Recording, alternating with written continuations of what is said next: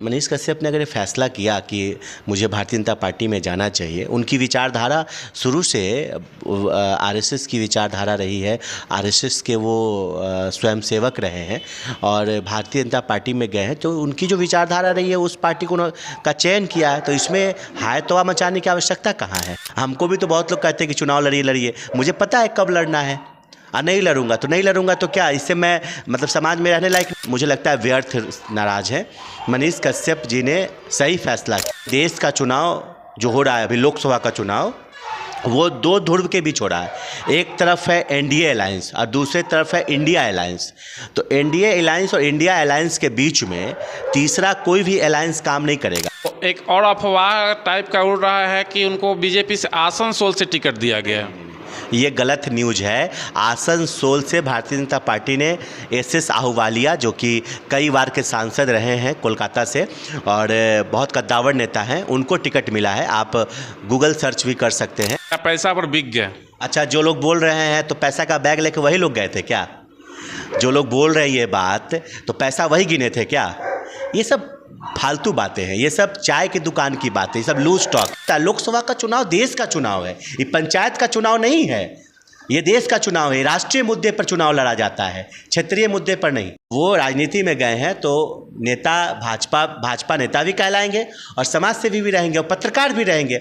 ऐसा थोड़े है कि भाजपा में गए तो बोलना भूल गए हैं। अभी हम लोग राष्ट्रीय युवा विकास परिषद के अध्यक्ष किसला किशोर जी के यहाँ हैं और इनसे मनीष कश्यप के बारे में जानेंगे, क्योंकि उनके जितने भी सहभागी थे और बहुत से बिहार के जनता, पश्चिमी चंपारण के लोग, उनके बारे में गलत व्यू उठ रही है, जिसके बारे में स्पष्ट करने के लिए हम लोग आए हैं आज और भैया से जानेंगे। बहुत बहुत स्वागत है भैया। चलिए, आपका न्यूज़ अड्डा बिहार, जो कि आपने एक नया यूट्यूब चैनल बनाया है, तो आपको बहुत शुभकामनाएं कि आप 3 दूनी रात चौगुनी तरक्की करें। जी बहुत बहुत धन्यवाद भैया। और मनीष कश्यप के बारे में क्या राय है? नहीं, मतलब किस प्रकार की राय? जैसे कि लोग, उनके सहभागी जितने भी मित्र थे, सब लोग उनको मतलब कि उनको कोस रहे हैं कि नहीं मिलना चाहिए बीजेपी से, पश्चिमी चंपारण से ही चुनाव लड़ना चाहिए। अच्छा, ये बताइए, अब ये तो किसी का निजी फैसला है ना, और मनीष कश्यप ने अगर ये फैसला किया कि मुझे भारतीय जनता पार्टी में जाना चाहिए, उनकी विचारधारा शुरू से आरएसएस की विचारधारा रही है। आरएसएस के वो स्वयंसेवक रहे हैं और भारतीय जनता पार्टी में गए हैं, तो उनकी जो विचारधारा रही है उस पार्टी का चयन किया है। तो इसमें हाय तौबा मचाने की आवश्यकता कहाँ है। हाय तौबा मचाने जैसी कोई बात ही नहीं है। और हर व्यक्ति को आज़ादी है लोकतंत्र में कि वो तय करे कि वो किस पार्टी में जाएगा, वो किस दल में जाएगा, वो कब चुनाव लड़ेगा, नहीं लड़ेगा। अच्छा, चुनाव लड़ना कंपलसरी है। हमको भी तो बहुत लोग कहते हैं कि चुनाव लड़िए, मुझे पता है कब लड़ना है और नहीं लड़ूंगा तो क्या, इससे मैं मतलब समाज में रहने लायक नहीं। जो व्यक्ति चुनाव लड़ेगा वही समाज में रहने लायक है। और अगर हम चुनाव नहीं लड़ेंगे या तो हमारे मित्र हमसे नाराज़ हो जाएंगे। मतलब ये तो समझ से परे है ना। कुछ लोग हैं जो नाराज़ हैं, जो कि मुझे लगता है व्यर्थ नाराज़ हैं। मनीष कश्यप जी ने सही फैसला किया। देखिए, आप जानिए, देश का चुनाव जो हो रहा है अभी, लोकसभा का चुनाव, वो दो ध्रुव के बीच हो रहा है। एक तरफ है एनडीए अलायंस और दूसरे तरफ है इंडिया अलायंस।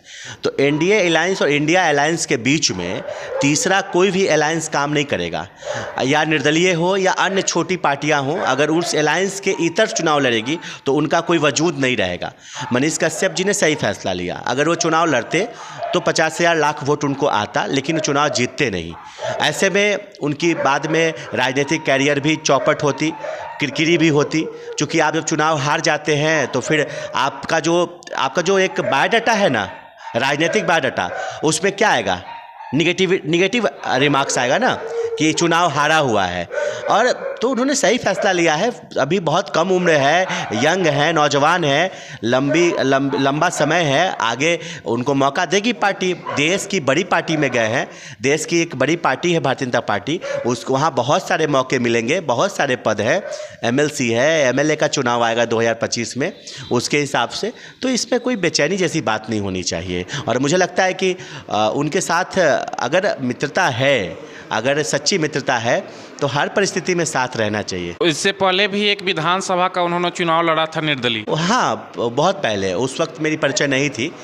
जिस वक्त तो चुनाव लड़े थे तो उस वक्त मेरी परिचय नहीं थी, उसके बाद मेरी परिचय हुई, तो मुझे उस विषय में विशेष जानकारी नहीं है। लेकिन हाँ, मैं भी सुनता हूँ कि चुनाव लड़े थे, लड़े होंगे। काफ़ी करीबी मित्र माने जाते हैं। जेल से निकलने के बाद सबसे पहला गाड़ी आप ही के आवास पे रुका था उनका। तो एक और अफवाह टाइप का उड़ रहा है कि उनको बीजेपी से आसनसोल से टिकट दिया गया है। ये गलत न्यूज़ है। आसनसोल से भारतीय जनता पार्टी ने एस आहूवालिया, जो कि कई बार के सांसद रहे हैं कोलकाता से और बहुत कद्दावर नेता हैं, उनको टिकट मिला है। आप गूगल सर्च भी कर सकते हैं। मनीष कश्यप जी को आसनसोल से टिकट नहीं मिला है, ये गलत खबर है और ये किसी ने र्यूमर फैलाया है। आजकल एक बहुत सस्ता हो गया है कि मनीष कश्यप पे जो बोलोगे वो दिखेगा, क्योंकि अभी के समय में ट्रेंडिंग स्टार है, तो लोग अनर्गल बयानबाजी करते हैं टीआरपी लेने के लिए। तो ये कहीं से भी सही न्यूज़ नहीं है, बिल्कुल ये गलत खबर है। मनीष कश्यप जी लोकसभा का चुनाव लड़ ही नहीं रहे हैं, उनको कहीं से टिकट नहीं मिला है। वो स्टार प्रचारक के रूप में, भारतीय जनता पार्टी के स्टार प्रचारक के रूप में काम कर रहे हैं और वो दिल्ली से लेकर तमाम राज्यों में चुनाव प्रचार कर रहे हैं। भारतीय जनता पार्टी भविष्य में देखेगी उनके लिए क्या कर सकती है। एक और चीज़ लोगों का अफवाह उड़ रहा है कि मनीष कश्यप गलत किए क्योंकि वो पैसा पे मैनेज हो गए हैं, किसी सीट पर मैनेज हो गए हैं, लोकसभा सांसद क्या नाम है राज्यसभा से या किसी भी चीज़ से मैनेज हो गए हैं या पैसा पर बिक गए। अच्छा, जो लोग बोल रहे हैं तो पैसा का बैग लेके वही लोग गए थे क्या? जो लोग बोल रहे हैं ये बात, तो पैसा वही गिने थे क्या? ये सब फालतू बातें हैं, ये सब चाय की दुकान की बातें, ये सब लूज स्टॉक है, ये सब बातें नहीं होनी चाहिए। किसके साथ क्या डील हुआ, ये दो लोग बैठे होंगे, जब शीर्ष नेतृत्व बैठा होगा भाजपा का और मनीष कश्यप जी होंगे। मैं भी नहीं था, मैं तो इतना करीबी हूँ, मेरे भाई हैं, छोटे भाई हैं हमारे, बहुत स्नेह करता हूँ मैं उनको, वो भी मेरे प्रति बहुत आदर का भाव रखते हैं, तो मुझे नहीं पता। और इन लोगों को पता है जिनके पास मनीष कश्यप का नंबर भी नहीं होगा, ठीक से पता भी नहीं होगा कि मनीष कश्यप का लोकेशन क्या है, कहाँ है, अभी वो कहाँ है ये भी नहीं पता होगा। उनको पता है कि बिक गए। गजब, मतलब ये एक बहुत सस्ता हो गया है। मतलब कुछ न चले तो उसके आप चरित्र पे सवाल खड़ा कर दीजिए, बिक गया। अरे फालतू की बातें हैं। देखिए ये सच्चाई है। अगर देखिए आप जानते हैं मनीष कश्यप एक ऐसे परिवार से ताल्लुक़ रखते हैं जो बहुत ही सामान्य परिवार है। आप कह सकते हैं कि गरीब परिवार से ताल्लुक़ रखने वाला लड़का आज अगर हिंदुस्तान में अपनी पहचान बनाया है तो अपने दम पर बनाया है ना। कोई व्यक्ति अगर चलता है ना तो हम उसके साथ सिर्फ एक सहयात्री होते हैं और हम अपने आप को, अरे इंसान की औकात क्या है कि वो किसी की मदद कर देगा? जो करता है ऊपर वाला करता है और सब अपनी किस्मत लेकर आया है, सब अपने मेहनत के दम पर है और मनीष कश्यप अपने मेहनत के दम पर ये मुकाम पाए हैं। हम लोग सहयात्री हैं, हम लोग बहुत छोटे से, जैसे गिलहरी की भूमिका थी ना, उस प्रकार की भूमिका में हम लोग हैं। और हम लोग ऐसे बोल दे कि नहीं हमने ही किया, जो किया मैंने बनाया, तो ये घमंड है, ये अहंकार है। खुद क्यों नहीं बन गए? खुद क्यों नहीं बन गए? मनीष कश्यप को बना दिए, आप क्यों नहीं बन गए? कोई व्यक्ति अगर ये बोलता है कि मैंने बनाया, तो आप कहाँ हैं? आप देखिए ना, कभी नहीं बोलना चाहिए किसी के बारे में कि मैंने बनाया। तो फिर आप जब बोलेंगे तो खुद का विश्लेषण कीजिए ना कि आप कहाँ हैं, आपको कौन पूछ रहा है। इसलिए ये सब बातें नहीं होनी चाहिए। मेरी शुभकामनाएं हैं, नौजवान है, अच्छे से राजनीति करें, जिस विचारधारा का है उस विचारधारा को पकड़कर और जिस पार्टी में गए हैं उस पार्टी में निष्ठावान तरीके से रहे और वहाँ पर काम करें। उनका भविष्य उज्जवल है, निडर लड़का है और निडरता से काम करने वाला है।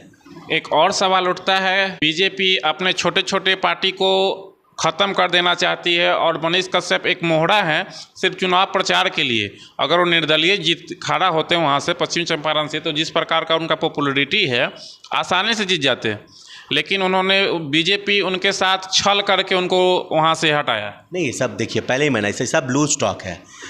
क्यों कोई पार्टी को ख़त्म करना चाहेगा? और दूसरी बात कि ये जो कह रहे हैं कि आसानी से जीत जाते हैं, सुनिए अभी मदारी का खेल करिएगा ना अभी सड़क पे, तो वहाँ भी भीड़ जमा हो जाएगी। अभी देखिएगा एक्टर और एक्ट्रेस रोड शो करने आते हैं, बहुत भीड़ हो जाती है। हेलीकॉप्टर से प्रचार करने जाते हैं नेता, बहुत भीड़ हो जाती है। तो क्या वो प्रचार जो हेलीकॉप्टर से प्रचार करने गए हैं, भीड़ जो आई है वो नेता को सुनने आई, वो हेलीकॉप्टर देखने के लिए आई है। अभी भी गाँव के लोग हेलीकॉप्टर नहीं देखे हैं तो हेलीकॉप्टर देखने आते हैं, चलो देखते हैं हेलीकॉप्टर आई है। और उसी प्रकार से जब कोई एक्टर और एक्ट्रेस आते हैं तो चूँकि वो गाँव के लोग उनको तो टीवी और यूट्यूब चैनल पे देखे होते हैं तो उनकी होती है कि अरे वो बहुत बड़ा एक्टर आए हैं, चलो उसको देखे चलते हैं, तो उनको देखने आते हैं, उनको मतलब भी नहीं होता है कि कौन प्रत्याशी बुलाया है। तो सुनिए, एक बात को याद रखिए कि रैली में आने वाली भीड़ आपका वोटर हो इसकी गारंटी नहीं है।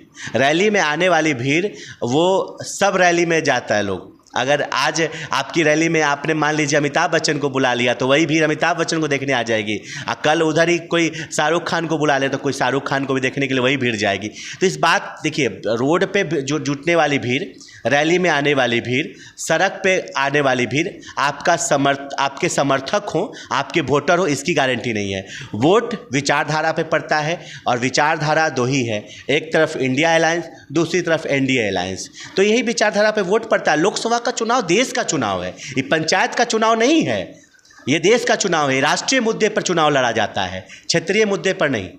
इसलिए वो जो कहना कि लोकप्रियता थी, निश्चित रूप से लोकप्रियता थी, वोट आता भी 50,000 लाख वोट आना लोकसभा चुनाव में बहुत बड़ी बात है, आता भी वोट, लेकिन चुनाव जीतने पे संशय था, क्योंकि दो धाराओं के बीच में आप निकलना मुश्किल होगा। और एक सबसे बड़ी बिहार का बेटा, सन ऑफ बिहार कहे जाने वाले मनीष कश्यप, जो तमाम गरीब गुरबा का मदद किया, वो बताते हैं कि 2-3 लाख का महीना मैं दान कर देता हूँ गरीबों को, और बिहार से बाहर जाकर काम कर रहे हैं मजदूरों के लिए मैंने आवाज़ उठाया और मेरे ऊपर एनएसए लगवा दिया गया। इसको कहाँ तक देखते हैं? नहीं, लगा ही, एनएसए लगा ही, देखे ही आपने, सब कुछ आपके सामने है, ये सारी बातें तो हो ही चुकी हैं। और ऐसा नहीं है कि राजनीति में आ गए हैं तो वो गरीब गुरबा के लिए आवाज़ नहीं उठाएंगे। देखिए, उसी से वो आगे आए हैं, वही उनकी पहचान है, वही उनका यूएसपी है। वो यूएसपी को छोड़ेंगे नहीं, वो उसको पकड़ के रखेंगे और उसी पे वो आगे बढ़ेंगे। उनकी पहचान ही हुई है गरीब गुरबा की आवाज़ उठाकर, जिसकी आवाज़ कोई नहीं उठाया उसकी आवाज़ हमेशा मनीष कश्यप जी ने उठाया है, तो वो उसको जारी रखेंगे। राजनीति एक तरफ, समाज सेवा एक तरफ, और दोनों कर सकते हैं, क्यों नहीं कर सकते हैं। आप पत्रकारिता कर रहे हैं, आप भी समाज सेवा कर सकते हैं और आप भी समाज सेवा ही कर रहे हैं। अगर आप इस माइक के माध्यम से, इस कैमरे के माध्यम से अगर समाज के ज्वलंत मुद्दों को उठा रहे हैं तो आप भी समाज सेवा कर रहे हैं। आपसे बड़ा समाज सेवी कौन है? और अगर आप ऐसा कर रहे हैं तो आप पत्रकार भी हैं और समाज सेवी भी हैं। तो इसी प्रकार से वो राजनीति में गए हैं तो नेता, भाजपा नेता भी कहलाएंगे और समाज सेवी भी रहेंगे और पत्रकार भी रहेंगे। ऐसा थोड़े है कि भाजपा में गए तो बोलना भूल गए हैं, हाँ, पत्रकारिता भी कर सकते हैं। हाँ, तो निश्चित रूप से ये सारी चीज़ें जो बातें आ रही हैं, हमको लगता है कि ऐसे कुछ लोग होते हैं, जब आप आगे बढ़िएगा तो समर्थक भी होते हैं, विरोधी भी होते हैं, और 100% किसी का समर्थक नहीं हो सकता है। आप कितना अच्छा कर लीजिए, भगवान श्री राम, प्रभु श्री राम, उनका भी विरोध हुआ, भगवान श्री कृष्ण का विरोध हुआ। जब भगवान को लोगों ने छोड़ा तो इंसान की क्या औकात है। इसलिए जो व्यक्ति सामाजिक जीवन में है उसको हमेशा इस बात के लिए तैयार रहना चाहिए कि आपका विरोध भी होगा, आपका समर्थन भी होगा। जो आपकी विचारधारा को समझेंगे वो आपका समर्थन करेंगे, जो आपकी विचारधारा को नहीं समझेंगे वो आपका विरोध करेंगे, और ये होता रहा है, आगे भी होता रहेगा। बीजेपी से मिलने के बाद जैसे कि मनीष कश्यप, कोई आदमी उनके पास मदद के लिए आता था तो कहते थे कि हमारे बस की नहीं है, ना हम विधायक हैं, ना सांसद हैं, ना हमारे पास पावर है। तो बीजेपी से मिलने के बाद और हिम्मत के साथ उनका आवाज़ उठा सकते हो। हाँ, अभी बड़ी पार्टी में अब तो पावर आ गया उनके पास। बड़ी पार्टी में गए हैं, इंडिविजुअल पावर नहीं आया है, पार्टी में गए हैं, तो पार्टी में गए, पार्टी बड़ी है, सिस्टम में गए हैं तो वो उठा ही सकते हैं। और जब कोई किसी पद पर चले जाएंगे तो इंडिविजुअल पावर भी आ जाएगा। इंडिविजुअल पावर का मतलब होता है कि जब आप एमपी, एमएलए या एमएलसी होते हैं तो आपके पास एक अपना फंड होता है जिससे आप विकास का काम कर सकते हैं। अभी अगर हमारे पास कोई आके कहे कि हमारे यहाँ सड़क बनवा दीजिए, हमारे यहाँ स्कूल बनवा दीजिए, तो हम तो अपने से नहीं बनवा सकते हैं, लेकिन अगर हम एमएलसी, एमएलए या एमपी होंगे तो हम जरूर अपने फंड से बनवा देंगे। तो ये अंतर होता है। विकास कार्य हम दूसरे, अभी हम क्या करेंगे, किसी एमएलसी, एमएलए को आग्रह करेंगे कि भाई उस गाँव में सड़क नहीं है, देख लीजिए, थोड़ा इसमें मदद कर दीजिए, लिख दीजिए, सड़क बनवा दीजिए। अभी हम आग्रह कर सकते हैं, हम कड़ी बन सकते हैं जनता और विधायक के बीच में। लेकिन जब हम कल खुद बन जाएंगे तो फिर हमको कड़ी नहीं बनना पड़ेगा, फिर हम सीधे काम करेंगे। तो ये अंतर होता है, बस इतना ही अंतर है, बाकी कुछ अंतर नहीं है। बाकी सारा पावर आपके अंदर भी उतना ही है जितना मनीष कश्यप के, जितना मेरे अंदर है, कोई अलग नहीं है। बस मुद्दों को उठाना आना चाहिए, सही भाषा का आपको ज्ञान होना चाहिए और मुद्दों की जानकारी होनी चाहिए और मुद्दा कैसे हल होगा इसकी जानकारी होनी चाहिए। आप भी वो काम कर लीजिएगा। जो काम मनीष कश्यप ने किया वो काम आप भी कर सकते हैं। बस आपको जानकारी हो कि ये मामला हल कैसे होगा, ये मामला हल किस डिपार्टमेंट से होगा, कौन व्यक्ति कर सकते हैं, उन तक बातों को पहुंचा दीजिए मजबूती के साथ। ईमानदार बने रहिए। माइक जो पकड़े हैं इसके साथ ईमानदारी बनाए रखिए। देखिए सब जगह आपकी आवाज़ सुनी जाएगी। चलिए, बहुत बहुत धन्यवाद।